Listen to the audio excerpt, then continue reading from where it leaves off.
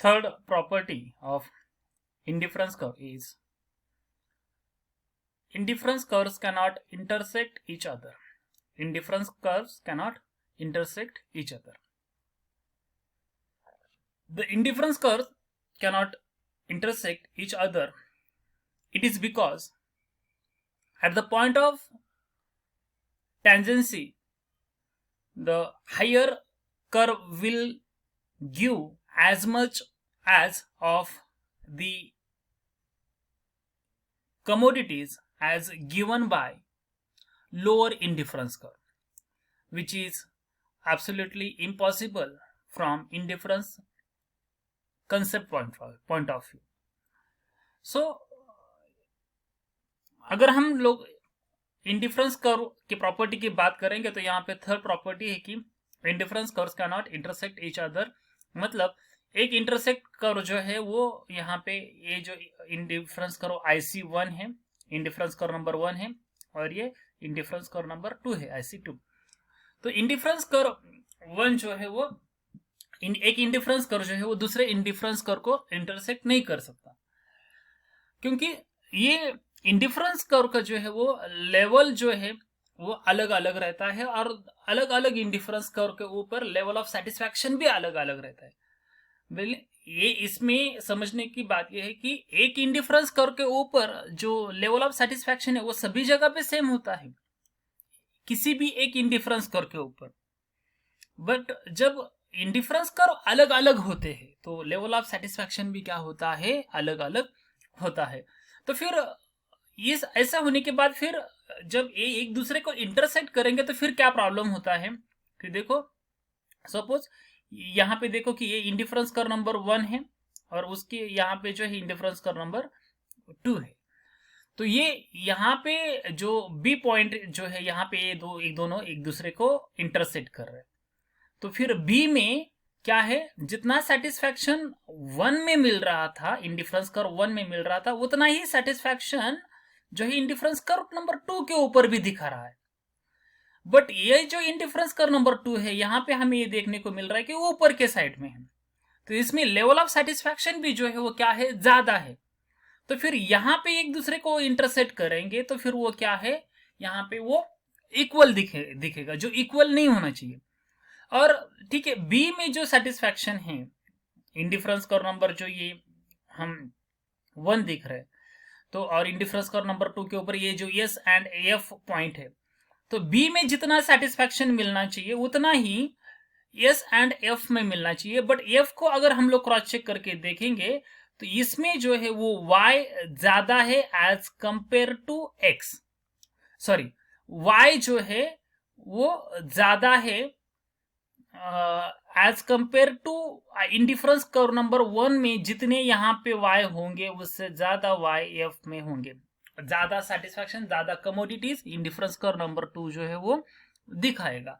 तो यहाँ पे जो है फिर जो एक बेसिक जो कंसेप्ट है कि इंडिफरेंस कर्व इक्वल सेटिस्फैक्शन देने वाले कॉम्बिनेशंस को लोकेट करता है, तो वो जो है यहाँ पे इंटरसेक्ट होने के बाद ट्रू नहीं होगा, इसलिए indifference curve can not be intersect each other.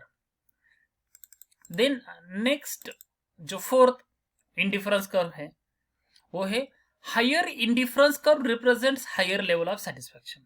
तो यहाँ पे हमने इंडिफरेंस कर्व 1 निकाला है, उसके राइट साइड पे मींस हायर साइड पे क्या है, इंडिफरेंस कर्व नंबर 2 है ये. देन यहाँ पे इंडिफरेंस कर्व नंबर 3 है, तो राइट साइड का जो है वो हायर इंडिफरेंस कर्व है, ऊपर के साइड में है, राइट. तो इंडिफरेंस कर्व से जितना सेटिस्फैक्शन जो है मिलेगा उससे ज्यादा सेटिस्फैक्शन इंडिफरेंस कर्व नंबर 2 में होगा, उससे ज्यादा सेटिस्फैक्शन इंडिफरेंस कर्व नंबर 3 में होगा, क्योंकि ये ऊपर के साइड में है तो उसमें नंबर ऑफ गुड्स जो है वो भी क्या रहते हैं, ज्यादा रहते हैं.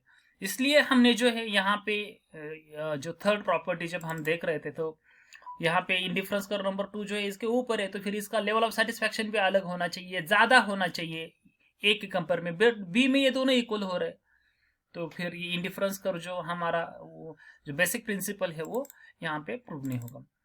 देन जो फिफ्थ इसकी जो प्रॉपर्टी है, कैरेक्टरिस्टिक है, वो है indifference curve do not touch the x और वाई एक्सिस। ये जो इंडिफरेंस कर्व है ये ना वाई एक्सिस को टच करेगा ना एक्स एक्सिस को टच करेगा। ये क्यों नहीं टच करेगा? क्योंकि इंडिफरेंस कर्व जो है वो टू कमोडिटीज के कॉम्बिनेशंस को दिखाता है, जिसके अंदर टू कमोडिटीज होते हैं। और ये इंडिफरेंस कर्व अगर यहां पे किसी एक एक्सिस को टच करेगा तो फिर दूसरी जो गुड्स जो है तो वो जीरो हो जाएंगे। जैसे कि सपोज ये इंडिफरेंस कर्व जो है यहां पे यस एक्सिस को टच करेगा, एक्स एक्सिस को टच करेगा, तो फिर इसमें क्या हो जाएगा, वो एक्स तो यहां तक हो जाएगी गुड्स, बट वाई जो है वो क्या हो जाएगा, वो जो है वो जीरो उसके अंदर हो जाएगी।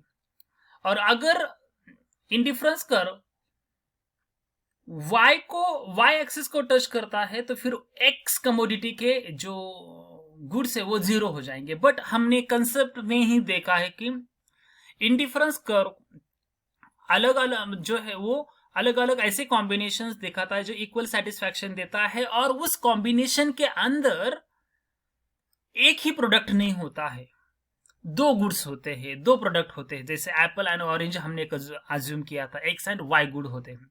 तो इसलिए इंडिफरेंस कर्व कभी वाई एक्सिस या फिर एक्स एक्सिस को टच नहीं करेगा, क्योंकि उसमें फिर अदर जो दूसरी कमोडिटी वो क्या हो जाती है, जीरो हो जाती है। देन सिक्स्थ जो प्रॉपर्टी है कैरेक्टरिस्टिक है इंडिफरेंस कर्व का, indifference curve need not to be parallel to each other. तो यहाँ पे इंडिफरेंस कर्व नंबर 1 है, यहाँ पे इंडिफरेंस कर्व नंबर 2 है। तो जरूरी नहीं कि जिस तरीके से exactly formation indifference curve number का जिस तरीके से हुआ है उसी तरह से इंडिफरेंस कर्व नंबर का भी 2 इसके एकदम एग्जैक्टली पैरेलल होना चाहिए। जैसे हमने यहाँ पे जब हम फोर्थ प्रॉपर्टी देख रहे हैं तो यहाँ पे इंडिफरेंस कर्व जो है एक दूसरे को पैरेलल जो है वो दिख रहे, बट ये नेसेसरी नहीं होता है कि ऐसे ही पैरेलल रहे। अगर वो इस तरह से इंडिफरेंस कर्व 2 की तरह भी रहा तो भी चल सकता है। तो इस तरह से जो है अलग अलग प्रॉपर्टीज जो है वो होते हैं, कैरेक्टरिस्टिक्स जो है वो होते हैं इंडिफरेंस कर्व के।